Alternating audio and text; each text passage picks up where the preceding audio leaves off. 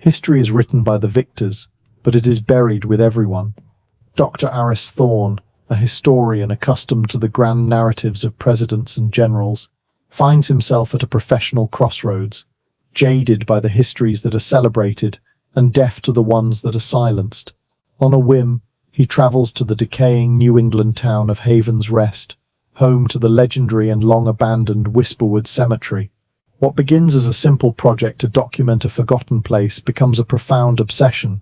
Guided by the town's elderly librarian, Aris begins to clean the grime of a century from the weathered headstones, and with each name he uncovers, he resurrects a story. He finds a silent musician, a soldier who never fought, and a section of the cemetery where the dead have no names at all. But as he digs deeper, he discovers a strange, recurring symbol etched into the oldest stones, a mark that hints at a town-wide secret, a covenant made with the very land itself. This is a journey into the heart of a forgotten America, a place where every grave tells a story, and some stories refuse to stay buried. History as I had come to know it had a sound. It was the crisp, authoritative rustle of archival paper, the confident click of a declassified file cabinet, the hushed, reverent murmur of a university library. It was the sound of accepted facts, of a narrative polished and sanctioned by decades of academic consensus. For 15 years as a tenured professor and historical consultant, I had lived my life within that sound, contributing my own small voice to the grand, established chorus. I wrote about generals, senators, and industrial titans, the great men whose decisions had carved the shape of the nation. My work was precise, well-regarded, and I had recently begun to fear profoundly empty. The truth is, I was suffering from a peculiar kind of fatigue, a fatigue of the grand narrative. I had spent so long studying the lives of men who moved armies and built empires that I had lost the ability to hear the smaller, quieter stories. The histories of the men who were the armies, of the women who built the homes, of the children who inherited the world they left behind. These were footnotes at best, statistical noise at worst. History, I was beginning to realize, wasn't just written by the victors, it was curated by them, its messy human complexities trimmed and shaped until it fit a neat, heroic narrative. The rest was left to fade, to be consumed by time and indifference. It was in this state of quiet professional despair that the letter arrived. It was not sent to my university office, but to my home address, a detail I found both puzzling and intriguing. The envelope was of a thick, creamy cardstock, the kind that had not been mass-produced in half a century. The return address simply read, The Haven's Rest Historical Society, Haven's Rest, Massachusetts. I had never heard of the place. Inside, a single sheet of paper contained a short, elegantly handwritten message. It was an invitation. The society, the letter explained, was the sole custodian of the long-abandoned Whisperwood Cemetery, a pre-revolutionary burial ground that had been officially closed in the late 1800s.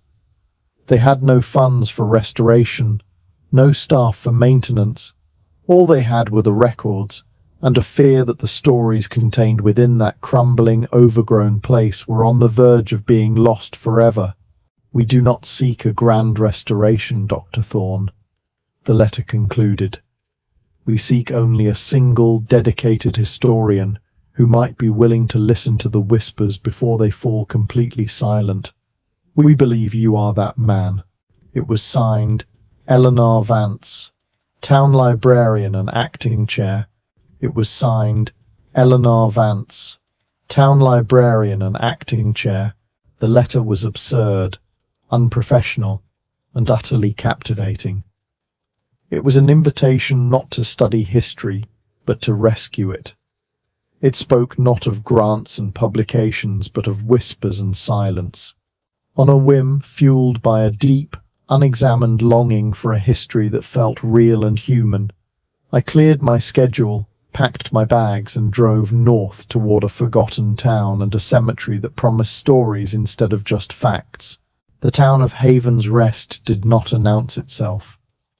It simply emerged from the dense, pine-choked hills of western Massachusetts. A quiet exhalation of a place that had long ago given up on trying to impress the outside world. The highway narrowed into a two-lane county road, which in turn gave way to a single wide main street lined with brick buildings, whose facades were faded to the soft, mottled colors of a bruised apple. The town was not a ruin, but it was in a state of graceful, dignified decay. Paint was peeling from the cornices of the old Victorian houses. A few storefronts on Main Street were boarded up, their windows cloudy with dust. It felt like a town holding its breath, waiting for a train that was never going to come. It was a place that seemed to be slowly, inexorably turning into a memory of itself. The library was the town's heart, a small Carnegie-era jewel of granite and oak. Inside, the air was warm and smelled of old paper, lemon polish, and rain. A woman sat behind the circulation desk, her back to me, her silver-grey hair pulled into a neat, elegant braid. She was meticulously mending the spine of a book with a needle and thread. "Mrs. Vance?" I asked, my voice sounding unnaturally loud in the profound quiet. She turned, and I was struck by the clarity of her eyes. They were a pale, intelligent blue, the eyes of a person who had spent a lifetime looking at the world with a quiet, discerning attention. "Dr. Thorne," she said, a warm, knowing smile gracing her lips. "I had a feeling you would come. Tea?" Over the next hour, sitting in a cozy reading nook while the afternoon rain pattered against the tall, arched windows, Eleanor Vance told me the story of Haven's Rest and of Whisperwood. The town had been a bustling hub of commerce in the 18th and 19th centuries, a centre for milling and textile production, but the railroad had bypassed it, the mills had closed, and the young people had begun to leave. The town had slowly contracted, its vibrant present shrinking until it was overshadowed by its more glorious past. Whisperwood, she explained, was the town's first and most sacred place. It was situated on a hill just outside the town limits, a place of ancient oaks and profound silence. It was the resting place of the town's founders, its soldiers, its mothers, its children. But as the town's fortunes dwindled, so too did its ability to care for its dead. A new, more practical cemetery had been opened closer to the church, and Whisperwood was slowly, unintentionally abandoned. "It wasn't a malicious act," Eleanor said, her teacup cradled in her delicate, age-spotted hands. "It was just forgetting. People became so focused on the struggle of the present that they lost the energy to tend to the past. The path grew over, the stones began to lean, and the whispers grew fainter." "Why did you write to me?" I asked. "Because I read your first book," she replied, her blue eyes twinkling. "The one about the minor signatories of the Declaration of Independence. The footnotes of history, you called them. You wrote with such passion about the importance of the lives that are forgotten. I knew you would understand. Whisperwood is a book, Doctor, a book of footnotes, and its pages are crumbling to dust." She pushed a large, leather-bound ledger across the table. "These are the cemetery's original records, names, dates, and in some cases a cause of death. It is all we have left. The stories themselves are out there, on that hill, etched in stone and buried in the earth." I opened the ledger. The first entry, in a spidery, elegant script, was dated 1768. I ran my finger over the name, and a shiver, a jolt of pure, unadulterated historical connection ran up my arm. I was no longer a jaded academic. I was an explorer, and I had just been given a map to a lost world. Eleanor led me to the cemetery the next morning. The path was little more than a suggestion, a faint indentation in the earth that wound its way up a steep wooded hill. The air grew still and cool as we walked.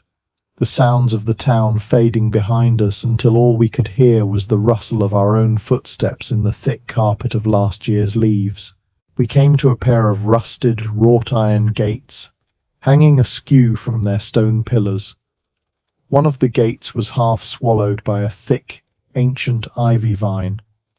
This was the entrance to Whisperwood.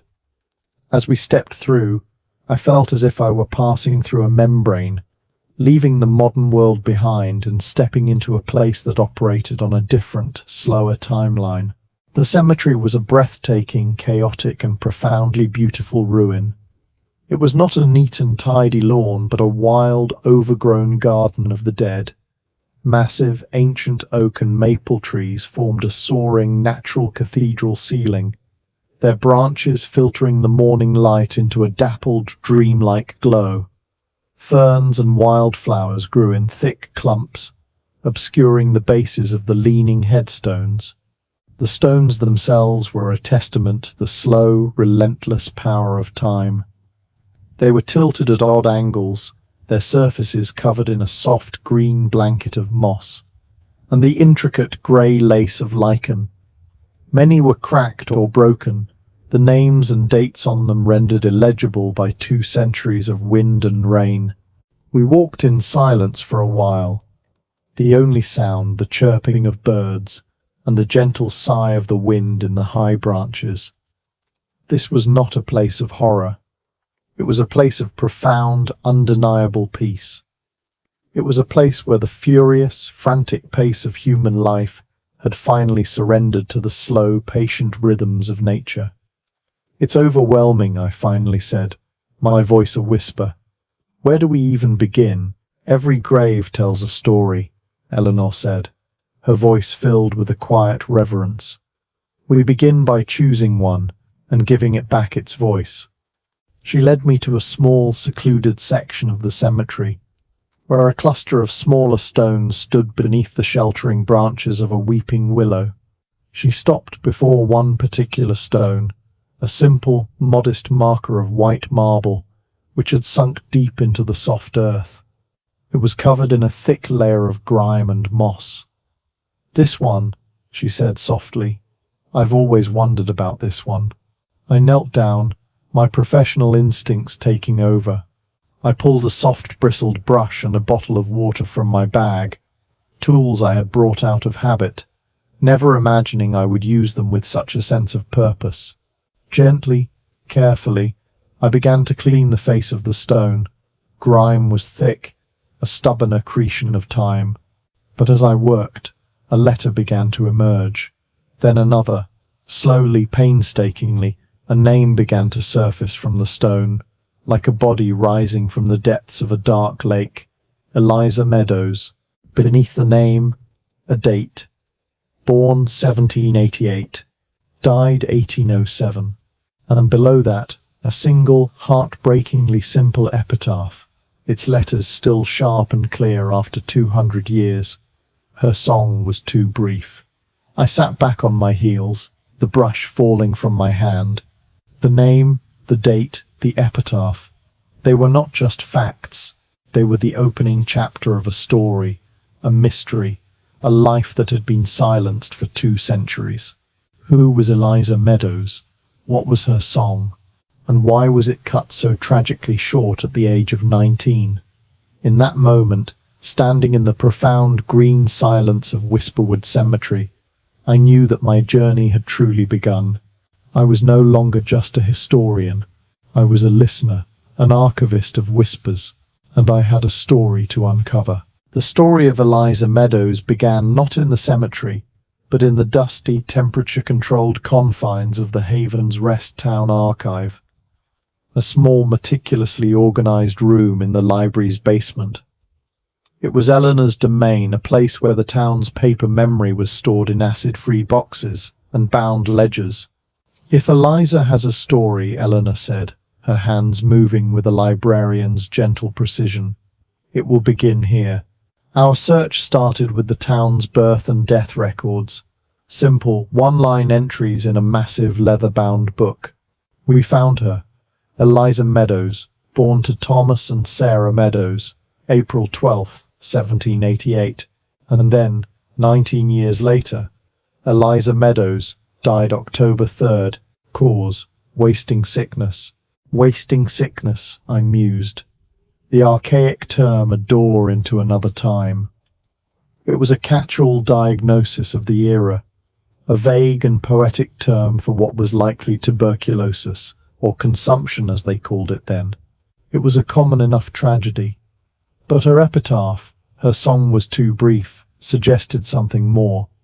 The next clue came from her father's will. Thomas Meadows had been a prosperous farmer, his will detailing the division of his land and property. But a single, poignant codicil was attached. In it he bequeathed his daughter's most prized possession, her violin, to the town church, with the stipulation that it be played every Sunday in her memory, so that her song may not be entirely lost to the ages. The true breakthrough, however, came from a box of uncatalogued church records from the early 1800s. Buried within a stack of dry financial reports, we found a small personal journal, its pages filled with the neat, spidery handwriting of the Reverend Michael Giles, the town's minister at the time of Eliza's death.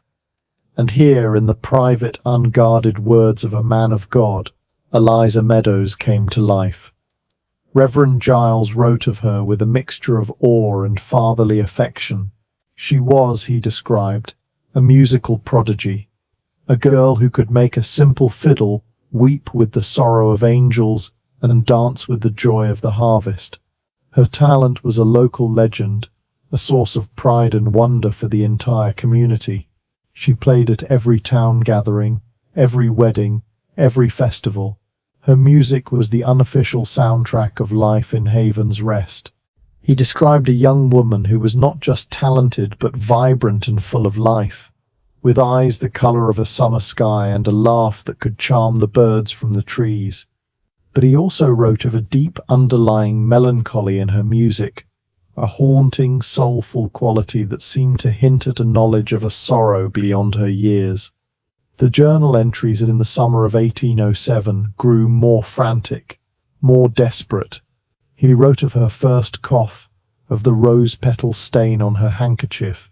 He detailed the town's clumsy, helpless attempts to heal her, the herbal remedies, the desperate prayers, and he chronicled her slow, heartbreaking decline. The final entry about Eliza was written the day after her funeral. It was a passage of profound, unrestrained grief. "We laid Eliza to rest today in Whisperwood," he wrote, his ink smudged in several places, as if by tears. The whole town was there. We did not play music. We could not. For the song of Haven's Rest has been silenced. A light has gone out in our small world, and the quiet she has left behind is a sorrow too great to bear. We have buried our music on that hill. I closed the journal, the silence of the archive suddenly feeling heavy, charged with the echo of a 200-year-old grief. We had found her story. Eliza Meadows was not just a name on a stone. She was the heart of a community, a vibrant, brilliant light extinguished far too soon. Her brief, tragic life was a testament to the beauty and the fragility of human existence. That afternoon, we returned to Whisperwood. We stood before her grave, the stone now clean, her name and her epitaph, a clear, sharp testament to the life she had lived.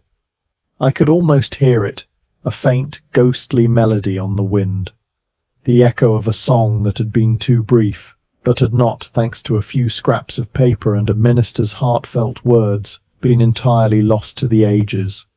I had come here seeking a history of facts, but I had found something far more profound. I had found a history of feeling, and I knew with a certainty that settled deep in my bones that this was only the first of many whispers waiting to be heard in the profound, patient silence of Whisperwood. The act of uncovering Eliza's story changed the very atmosphere of Whisperwood for me. The leaning stones were no longer just decaying markers. They were the title pages of unread books, each one a potential epic of love, loss, and quiet endurance. For the next several weeks, Eleanor and I fell into a comfortable, consuming rhythm. By day I would work in the cemetery, a solitary figure moving through the dappled light, my tools not of the historian, but of the archaeologist and the restorer. I learned the delicate art of cleaning stone without causing damage, of reading the faint, eroded script of a 200-year-old epitaph. By evening, armed with a new name, I would join Eleanor in the archive, and we would become detectives, piecing together a life from the fragmented clues left behind in the town's memory. We resurrected the stories of a dozen forgotten souls. We found a blacksmith, praised in the town meeting minutes of 1795 for forging the finest ploughshares in the county, who had died trying to save his horses from a barn fire. We uncovered the life of a stern-faced woman, whose simple stone read only mother, but whose letters revealed a fierce, passionate intellect and a hidden talent for botanical illustration. Each story was a small, perfect jewel, a testament to the extraordinary drama of ordinary lives. But it was the story of Private Samuel Bishop that began to hint at a deeper, more complex narrative hidden within the cemetery's quiet grounds. His stone was in the small, segregated section reserved for soldiers, and a neat row of government-issued markers. It was identical to the others. Private Samuel Bishop, 12th Massachusetts Infantry, died 1863, a Civil War soldier. But unlike the other stones, which were adorned with small faded flags and the occasional plastic flower left by some distant descendant, Samuel's grave was utterly bare. It felt shunned. In the archive we found the official military record. Samuel Bishop had enlisted in 1862, a young farm boy swept up in the patriotic fervour of the war. But the record of his death was puzzling. He had not died at Gettysburg or Antietam. He had died in a military hospital in Washington, D.C. in the summer of 1863. The cause of death was listed as camp fever, another archaic catch-all, this time for diseases like typhoid or dysentery that were rampant in the unsanitary conditions of the army camps. He had died without ever seeing a single battle, a tragic but not uncommon story. Yet it didn't explain the air of neglect that clung to his final resting place. The truth, when we found it, was tucked away in the most unlikely of places, the margins of a farmer's almanac from 1864. The almanac's owner, a man named Jedediah Thorne, had used the blank spaces to keep a terse, informal diary of town events. His entry for the day, Samuel Bishop's body was returned to Haven's Rest, was a single devastating sentence. They brought Samuel Bishop home today, buried him with the soldiers, though he died a coward's death, having fled his post. A deserter, the official record had been a kindness, a fiction created by an army doctor to spare a family the shame. The real story was far more complicated. We found it in a series of letters, discovered in a dusty box in the attic of the Historical Society. They were from Samuel to his younger sister Hannah.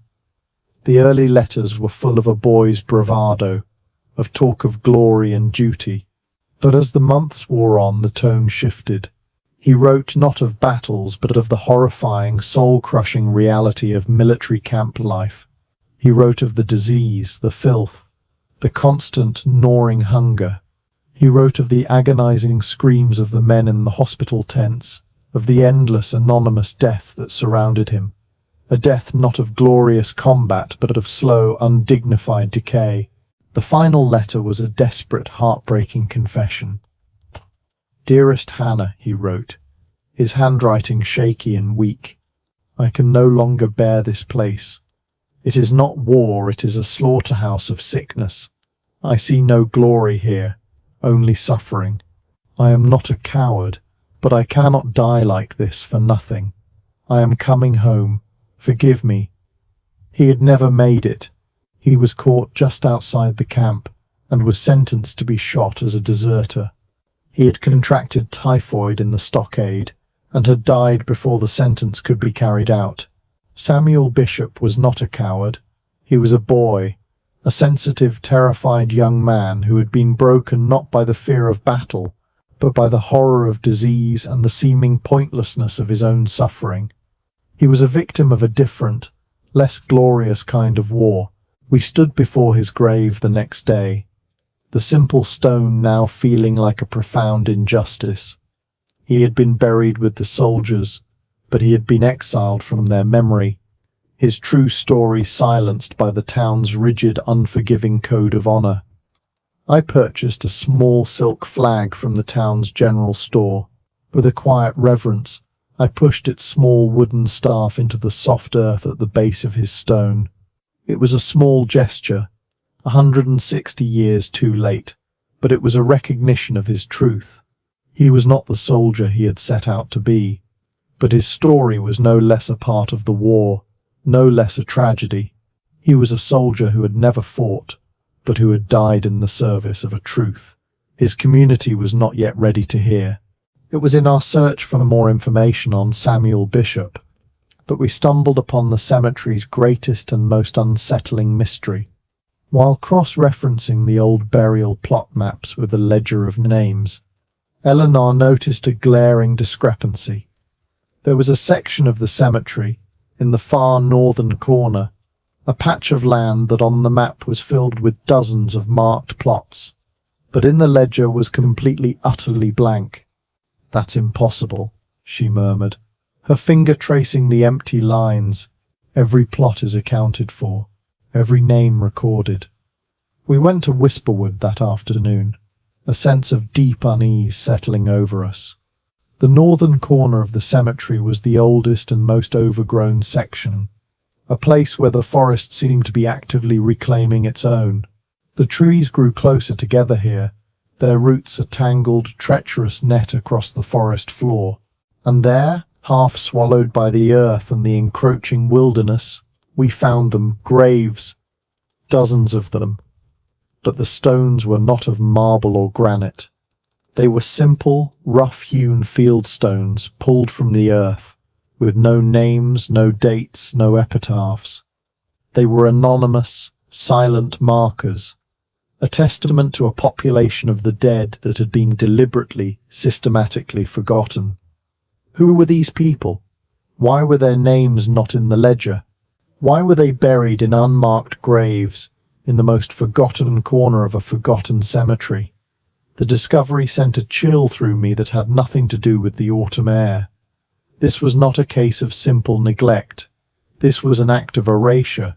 We were standing in a section of the cemetery that the town of Haven's Rest had actively tried to pretend did not exist.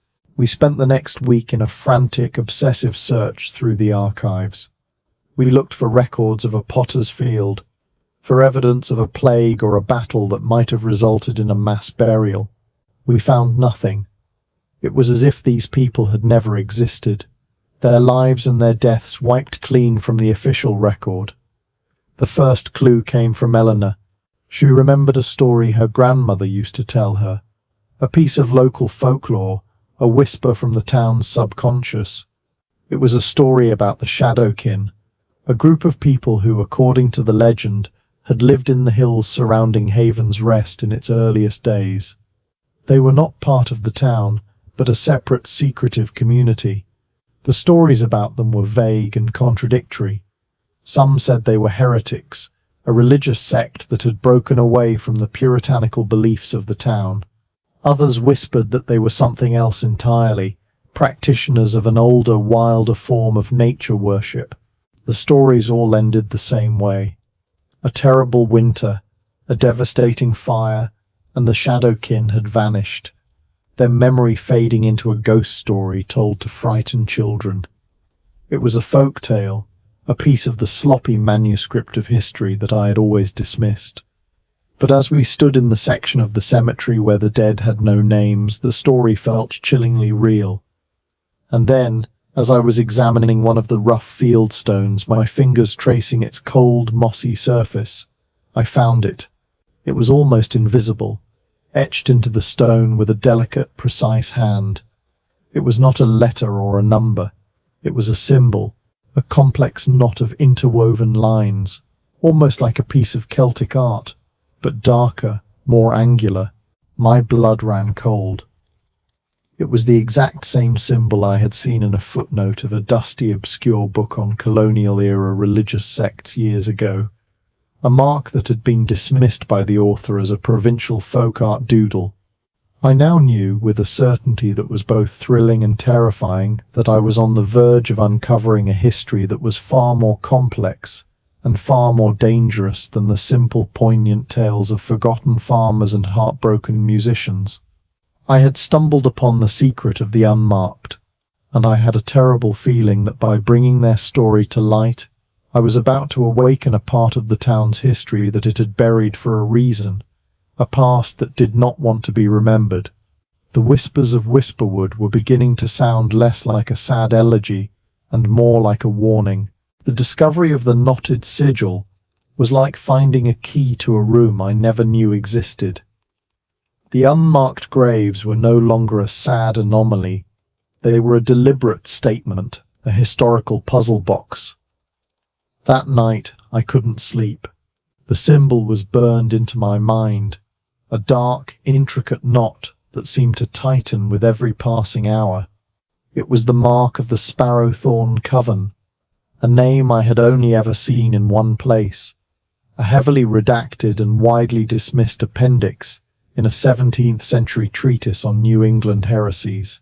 The academic consensus was that the coven was a fabrication, a piece of anti-pagan propaganda from the era's religious authorities. The author of the treatise, a fire and brimstone minister named Silas Croft, had been accused of inventing the coven as a cautionary tale. He wrote of a small, secretive community that rejected puritanical scripture and instead worshipped the old ways, a syncretic faith that blended Christian mysticism with a deep, almost pantheistic reverence for the natural world. Croft accused them of heresy, of witchcraft, of making a pact with the very land itself. He was largely laughed out of his pulpit for his hysterical claims, but as I stood in that forgotten corner of Whisperwood, surrounded by the graves of a people deliberately erased from the record, Silas Croft's hysterical warning suddenly felt like a prophecy. The next morning I approached Eleanor with a new sense of urgency. I drew the symbol for her in my notebook. "This is not just folk art, Eleanor," I said, my voice low.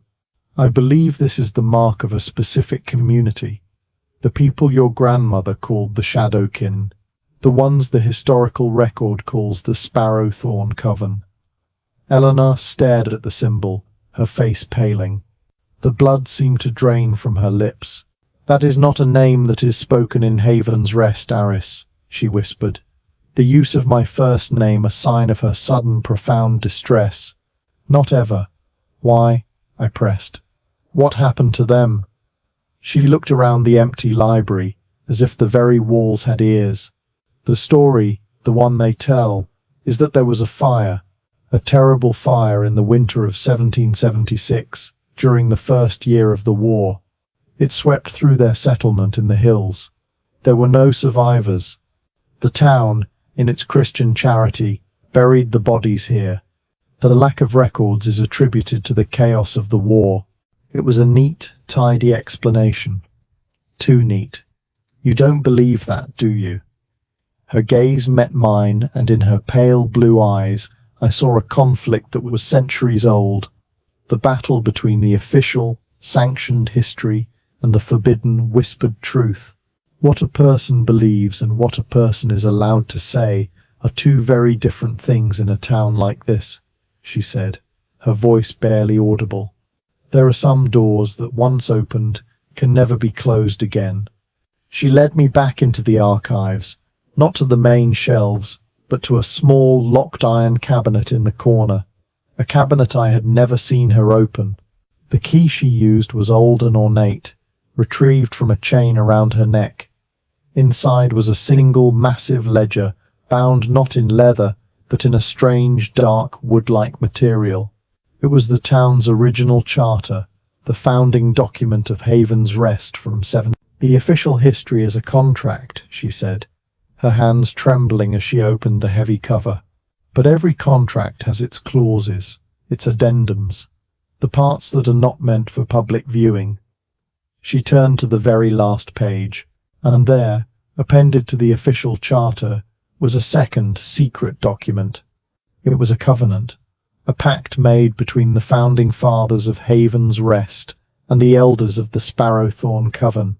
My historian's mind reeled. This was impossible. It was a document that should not exist, a piece of paper that rewrote the entire history of the region.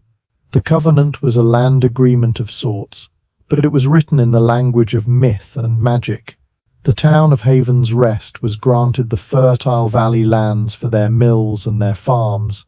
In exchange, the Sparrowthorn Coven would retain stewardship of the surrounding hills, the old woods, and the townspeople would pledge to never interfere with their way of life, to never question their faith, and to honor the balance of the land. It was a treaty, a pact of mutual respect and non-interference. But as I read further, a darker, more sinister clause emerged. It spoke of a shared responsibility. If the balance of the land was ever to be broken, if a great sickness or sorrow were to befall the valley, both communities would be bound to offer a sacrifice to appease the soil. And there at the bottom of the page were the signatures of the town's founders, and next to them the elegant, knotted sigil of the Sparrowthorn Coven, etched in an ink that was not black, but a deep faded brown, the colour of dried blood. The winter of 1776 was one of the harshest in New England's history.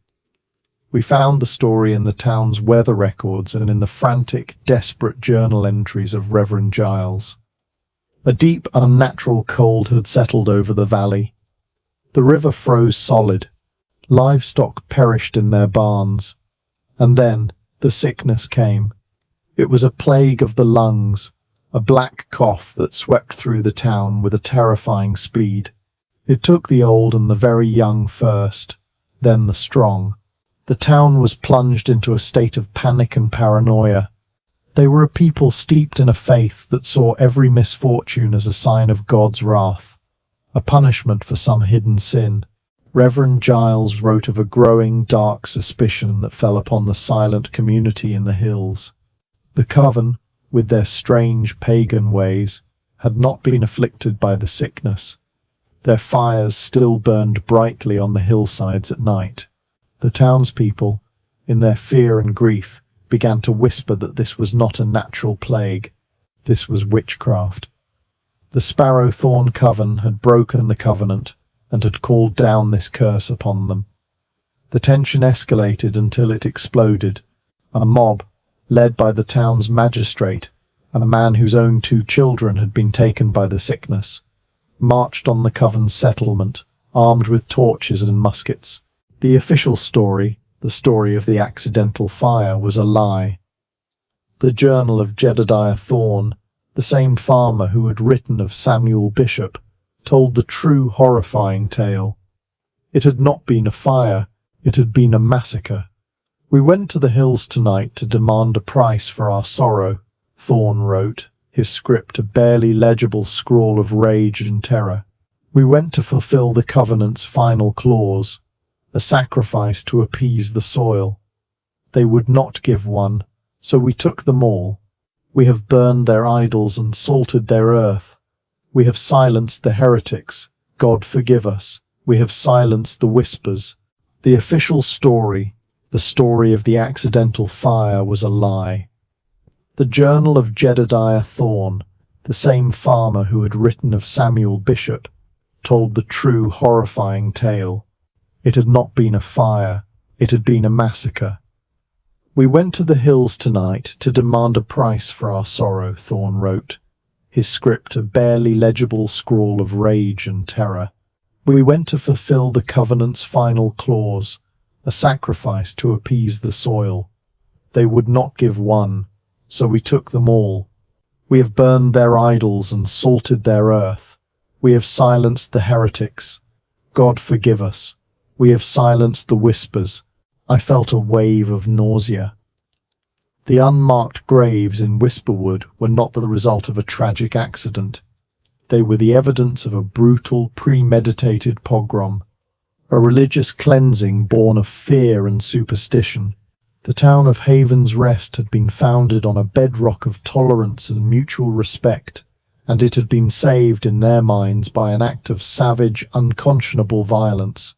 The town's perfect, peaceful history was a carefully constructed fiction, a story told to hide the blood that fertilized its roots. The revelation left me shaken, adrift in a sea of historical horror. This was a story that had been deliberately, systematically erased, its victims not just killed, but unnamed, unpersoned, their very existence redacted from the official narrative. "What do we do now?" I asked Eleanor, the weight of our discovery settling over us. "We give them back their names," she said, her voice trembling but firm, her librarian's instinct to catalogue and preserve overriding her fear. That is the first step. Our quest became an obsession. We knew the Coven kept their own records. If we could find them, we could identify the dead. We could rewrite the ledger. We scoured the archives, searching for any hint, any clue as to where those records might have been hidden. It was a small passing mention in Jedediah Thorne's journal that gave us our direction. A week after the massacre, he wrote of a final trip to the burned-out settlement to close the final door. He wrote, "Sealed the wellspring of their heresy, the stones will keep their silence." The wellspring, it had to be their place of worship, a central, sacred site. We spent the next day scouring the old property maps from the 1700s, cross-referencing them with modern topographical surveys. And we found it, a small circular clearing, deep in the hills north of the cemetery, marked on the old map with a single cryptic word, sanctuary. We set out the next morning, a sense of both dread and profound purpose guiding our steps. We followed an old, overgrown logging trail deep into the woods. The silence here even more profound than in Whisperwood. This was the old wood, the land that had belonged to the Thorne Coven. The very air felt different, charged with a strange ancient energy. We found the clearing at midday. It was a place of breathtaking, almost heartbreaking beauty, a perfect circle of ancient towering hemlock trees, their branches forming a dense interlocking canopy that created a permanent state of twilight. In the center of the clearing was a large flat-topped boulder, its surface covered in a complex spiraling pattern of carved lines, an altar, and next to it a small stone-lined well, its opening covered by a massive sealed stone slab. "The stones will keep their silence." This was it, the wellspring of their heresy. And I knew with a certainty that made the hair on my arms stand up, that we were not just about to uncover a historical record. We were about to unseal a tomb. We were about to open a door that had been sealed for 2.5 centuries, and I had no idea what sleeping things we were about to wake. The whispers were no longer just the sad echoes of the past. They were beginning to sound like a warning, a rumbling deep in the earth, a story that was not finished, and was demanding its final chapter be told. The stone slab was immense, a solid granite cap that fit the mouth of the well with unnerving precision. It was not crudely placed, but settled, a final, definitive seal against the world. There were no handles, no seams, only the faint, dark line where stone met stone. "How did they even move this?" I whispered, my voice swallowed by the deep quiet of the hemlock clearing. Eleanor didn't answer immediately. She ran a hand over the cold surface of the altar, her fingers tracing the spiraling carvings. They had a different understanding of the world, Aris, a different relationship with it.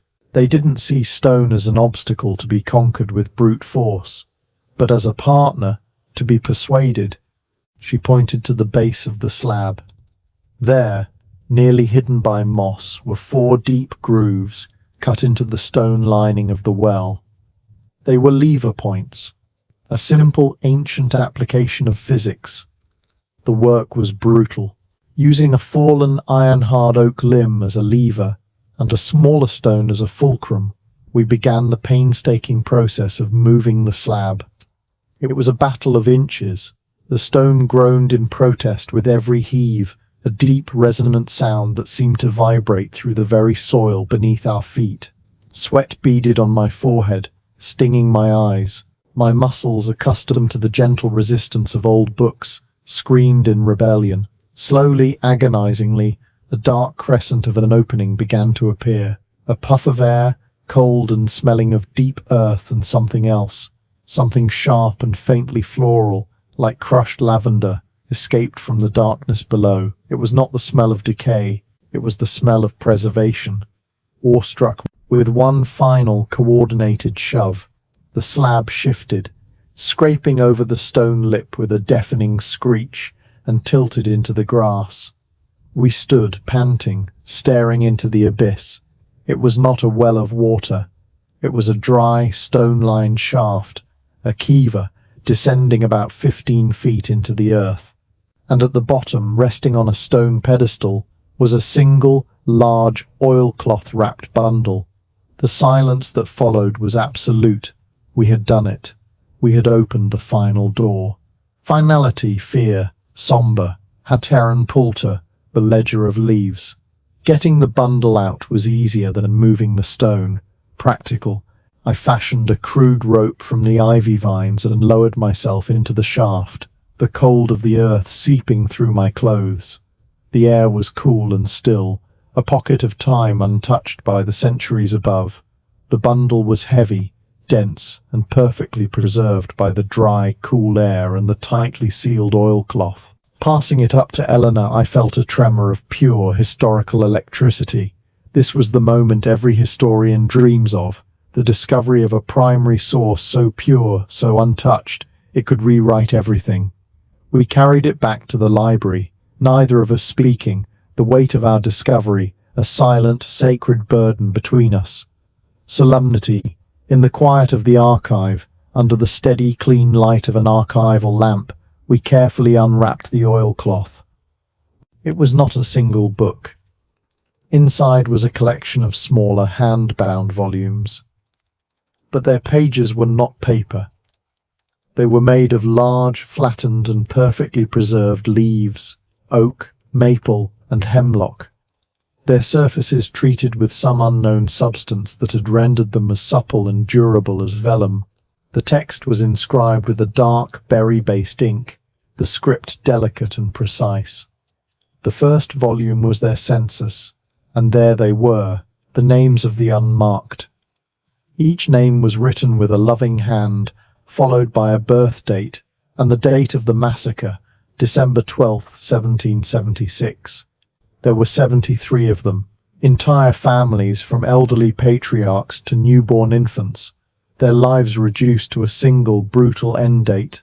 Eleanor wept, her tears silent, tracing clean paths through the dust on her cheeks as she read the names of the children aloud, her voice giving them their first utterance in over 2 centuries. Heartbreaking. But it was the second volume that held the town's true, buried sin. It was their medical ledger, a detailed account of the community's health. And in the autumn of 1776, the entries began to document the black cough as it appeared in Haven's Rest. The coven's healer, a woman named Lyra, wrote with a scientist's precision. She noted the symptoms, the progression, and most importantly, the source. "The sickness is not of the spirit," Lyra wrote, her words a direct refutation of the puritanical worldview. "It is a poison of the water. The new gristmill at the bend in the river, the one the town fathers are so proud of, it churns a black dust into the water. The new gristmill at the bend in the river, the one the town fathers are so proud of, it churns a black dust into the water." That groundchi, a byproduct of the tanning process they use for the leather belts. Our people do not drink from the river downstream of the mill. The townspeople do. I have warned them, but their magistrate, Mr. Thorne, calls my knowledge heresy. He says the Lord will provide. Cynical. It seems the Lord has provided a plague of their own making. But provided tragic, the truth was a punch to the gut. The great sickness of 1776 was not an act of God, nor a curse of witchcraft. It was an industrial pollutant. the first environmental disaster in the region's history. The founders of Haven's Rest had poisoned their own people, and in their arrogant, superstitious blindness, they had blamed the outsiders in the hills. The massacre had not been an act of fearful piety, it had been a cover-up, a brutal, bloody act of misdirection to hide their own fatal incompetence. As I read the final damning entry aloud, a strange thing happened. A low, resonant hum began to fill the archive. It was not a sound from the building's heating system. It was a deep, guttural vibration that seemed to be coming from the very earth beneath the library. The single bare bulb hanging from the ceiling flickered violently. The leather-bound ledger containing the town's official charter, sitting on the table beside the coven's records, began to tremble. "Aris," Eleanor whispered, her eyes wide, her hand gripping my arm. "What's happening?" The humming grew louder, coalescing into a chorus of faint, overlapping whispers. It was the sound of voices, dozens of them, speaking in a language that was almost English but not quite, an older, more sylvan dialect.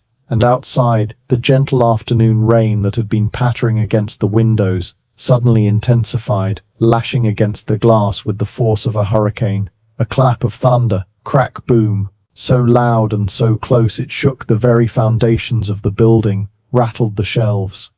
The balance had been broken, and now, with the truth finally spoken aloud after centuries of enforced silence, the balance was demanding to be restored. I looked at the heavy charter, the document that contained the town's lie, and I saw a dark, inky stain begin to spread from its spine, like a drop of poison in clean water. The covenant, the real covenant, had been invoked. The stones of Whisperwood had been keeping their silence, but we had just given them a voice. Climactis, the real covenant, had been, and the forgotten souls, the unmarked, were beginning to speak. Supernatural. The phenomena in the archive ceased as abruptly as it had begun. The humming faded, the whispers dissolved into the sudden, ringing silence, and the rain outside softened to a gentle, persistent drizzle. The lights steadied. Only the dark, spreading stain on the cover of the town charter remained, a physical manifestation of the lie we had just unearthed. Eleanor sank into her chair, her face pale, her hands trembling. "The land knows," she whispered, her voice a thread of sound in the heavy quiet. "The history is in the soil itself. We've disturbed the grave, Aris, not just of the people, but of the secret." I too was shaken, but my historian's mind, my lifelong anchor in the rational, was desperately trying to find a logical explanation. A localized tremor, perhaps. Faulty wiring, the power of suggestion on two overtired minds in a creepy basement. But I knew it was a lie. What we had felt was not a tremor. It was an awakening. "What do we do?" I asked, the question hanging in the dusty air between us. "Do we tell them, the town?" Eleanor looked at me, her blue eyes seeming to hold the weight of all the town's history. "Tell them what?" she asked, a note of bitter irony in her voice. "That their entire history is built on a foundation of murder and a cover-up. That their founding fathers, the men whose portraits hang in the town hall like saints, were responsible for the deaths of 73 innocent people. This town, Aris, is a story it tells itself to survive. If you take that story away, what's left?" Her words were a sobering dose of reality. I had come here as an objective observer, a historian. But I was no longer an observer. I was a participant. The knowledge we now possessed was not a historical footnote. It was a living, dangerous thing. And we spent the rest of the day in a state of quiet, anxious shock, carefully transcribing the names from the coven's ledger. It felt like the only sane, concrete action we could take. Giving the unmarked back their names was an act of historical justice, a small but vital first step. As dusk began to settle, casting long shadows into the archive, Eleanor finally spoke. "There is one person who needs to see this," she said. "Jedediah Thorne's descendant still lives here. He's the head of the Historical Society, Bartholomew Thorne." The name sent a shiver down my spine, Thorne, the name of the man who had led the mob. He is a man who reveres the official record above all else, Eleanor continued, her voice grim. He believes his family's legacy is the town's legacy.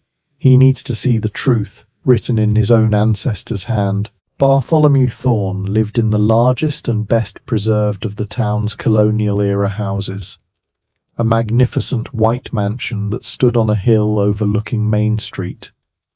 It was not a home, it was a monument. A monument to a history I now knew to be a fiction. It was not a home, it was a monument. A monument to a history I now knew to be a fiction. He met us at the door, a tall, imposing man in his late 60s with a shock of thick white hair and a face that seemed permanently set in an expression of stern disapproval. He was the living embodiment of the portraits in the town hall. He looked at me, then at the heavy, wood-bound ledger Eleanor was carrying, and his eyes narrowed with suspicion. "Eleanor," he said, his voice a low, authoritative rumble, "and you must be the professor. I trust you have found our records to be in perfect order." "We found some records that have been overlooked," Eleanor said, her voice steady despite the tension that crackled in the air. "We were shown into a cavernous study, a room that smelled of old leather, beeswax and self-importance. Bookshelves lined the walls from floor to ceiling, but they were not the well-used, chaotic shelves of a true reader. They were for display, the books arranged by size and colour, their spines unbroken." Eleanor placed the Coven's ledger on his massive, polished desk. She opened it to the census page, the list of the 73 names. "These are the names of the people buried in the unmarked graves in Whisperwood," she said simply. Thorne stared at the page, a flicker of confusion, then annoyance, crossing his features. "Vagrants," he said with a wave of his hand. "Plague victims. Their names were lost to the chaos of the times. It's a sad but insignificant detail. They were not vagrants, Bartholomew," I said, my voice sharper than I intended. "They were the Sparrow Thorne Coven, and they did not die of a plague." I pushed his ancestor's almanac, open to the damning entry across the desk. "We went to the hills tonight. We have silenced the heretics. Condemnation." Historical quote. The colour drained from Bartholomew Thorne's face. Emotion, shock, horror. Tone visceral. He stared at the words, his mouth opening and closing silently, like a fish gasping for air. The smug confidence, the aristocratic certainty, it all collapsed in on itself, leaving behind a raw, sputtering rage. "Lies," he finally choked out, his hand slamming down on the desk. Slam. "This is a forgery, slander, an attack on the memory of my family, on the very foundation of this town." "It is the truth," Eleanor said, her voice a quiet rock in the storm of his anger. "And the truth does not care for the foundations of a town built on a lie." Thorne rose to his full, imposing height, his face purple with rage. "You will destroy this filth," he seethed, pointing a trembling finger at the Coven's ledger. "You will forget what you have seen. You will leave this town, Professor, and you will never speak of this again. Some secrets are meant to stay buried, for the good of all." It was then that the humming began again, faint at first, then growing in intensity, a low vibration that seemed to emanate from the very walls of the ancient house. A portrait of Jedediah Thorne, hanging above the fireplace, began to tremble. A network of fine, spidery cracks appeared across its surface, radiating from the portrait's cold, painted eyes. Supernatural. Bartholomew Thorne stared at the portrait, his face a mask of pure, abject terror. This was not a force he could bully, not a history he could deny. This was a debt, centuries old, coming due. "What have you done?" he whispered, his voice cracking, his gaze darting around the room as if seeing ghosts in every shadow. "What have you woken up?" We left Bartholomew Thorne in his study, a man besieged by the ghosts of his own lineage. As we stepped out into the damp evening air, the rain began to fall again, a cold, persistent drizzle that seemed to weep from the starless sky. The town below was shrouded in a premature darkness, the streetlights casting hazy, isolated pools of light in the growing gloom. Ominous. That night, the haunting of Haven's Rest began. It did not start with a scream, but with a whisper. An old woman, knitting by her window, heard her name sighed on the wind, a voice she hadn't heard since her mother passed 50 years ago.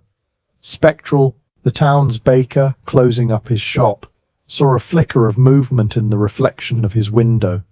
A group of children in old-fashioned clothing, their faces pale, watching him from the dark street before vanishing.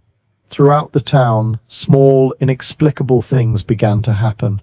A child's lullaby, faint and sorrowful, would drift from an empty room. The scent of wood smoke and crushed lavender would fill a house, with no discernible source.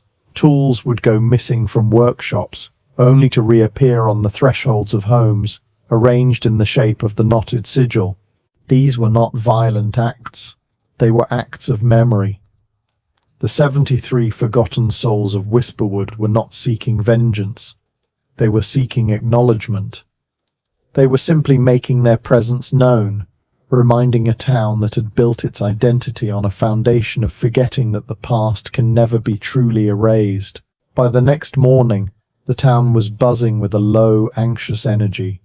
People gathered in the diner at the post office, their voices hushed, sharing stories of the strange occurrences of the night.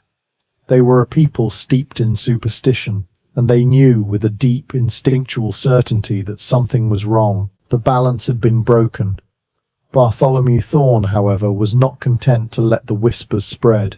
He called an emergency town meeting for that evening, his voice on the public announcement system a strained, angry bark. He spoke of mass hysteria, of outside agitators, of a coordinated attack on our town's heritage.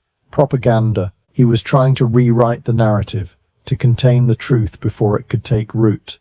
He was trying to put the ghosts back in their graves. Futility. The town hall was packed that night, the air thick with fear, anger, and a desperate, clinging denial. Bartholomew Thorne stood at the podium, his face a mask of righteous indignation, the portrait of his murderous ancestor hanging directly behind him. He began to speak, his powerful voice filling the room, weaving a tale of a town under siege by malicious lies. It was then that Eleanor and I entered from the back of the hall. Eleanor was carrying the Coven's census, the ledger of leaves. I was carrying a simple, battery-powered megaphone. Thorne faltered, his speech cut short as a wave of murmurs rippled through the crowd. All eyes turned to us. "You have no right," Thorne bellowed, his composure shattering. "This is a private meeting. The dead disagree," Eleanor said, her voice quiet but carrying an immense weight that seemed to cut through his bluster. "They have been silent long enough." She handed me the ledger. I took a deep breath, raised the megaphone to my lips, and began to read. "Declarative, Aaron, son of Lyra," I began, my voice, amplified, booming through the hall. The crowd fell silent, a shocked, absolute stillness. "Born 1775, I read on, my voice the only sound in the cavernous room. Name after name, life after life, a litany of the forgotten. I read the names of the elders, the mothers, the fathers, and then I read the names of the children. 17 of them, 17 lives, extinguished before they had even truly begun. With each name, the atmosphere in the room shifted. The anger and denial began to dissolve, replaced by a dawning, horrified understanding. The townspeople were not just hearing a list of names, connecting. They were hearing the voices of the ghosts that had haunted their town for 2.5 centuries. They were finally being forced to confront the sin that was buried at the heart of their history. When I read the final name, Seraphina, infant daughter of Mara, a collective, shuddering sob swept through the room. The lie was broken. Triumphant, the truth, in all its brutal, heartbreaking clarity, had finally been spoken aloud in the heart of the town that had tried so desperately to silence it. Liberation, powerful. As I lowered the megaphone, A profound silence once again filled the hall. But it was a different kind of silence now. It was not the silence of denial, but the silence of acknowledgement, of a community finally, collectively, holding its breath. Then a low humming began to fill the room. Supernatural. It was the same sound we had heard in the archive, but it was not menacing. It was soft, melodic, almost like a hymn. The lights in the hall did not flicker, they softened, their harsh electric glare giving way to a warm golden glow, as if the room were filled with 1,000 unseen candles. A cool, fresh breeze, smelling of pine and damp earth and lavender, swirled through the room, though the doors and windows were tightly closed. It was a breath of forgiveness, a sigh of release from the land itself. The townspeople did not panic. They sat in a state of quiet, tearful awe. The ghosts of Whisperwood were not there to haunt them. They were there to be heard. And now, with their names spoken, with their stories acknowledged, they were finally at peace. The humming faded, the golden light returned to normal, and the scent of the forest dissipated, leaving behind only the smell of old wood and rain. The reckoning was over. The balance, so violently broken centuries ago, had, in some small, inexplicable way, been restored, uplifting.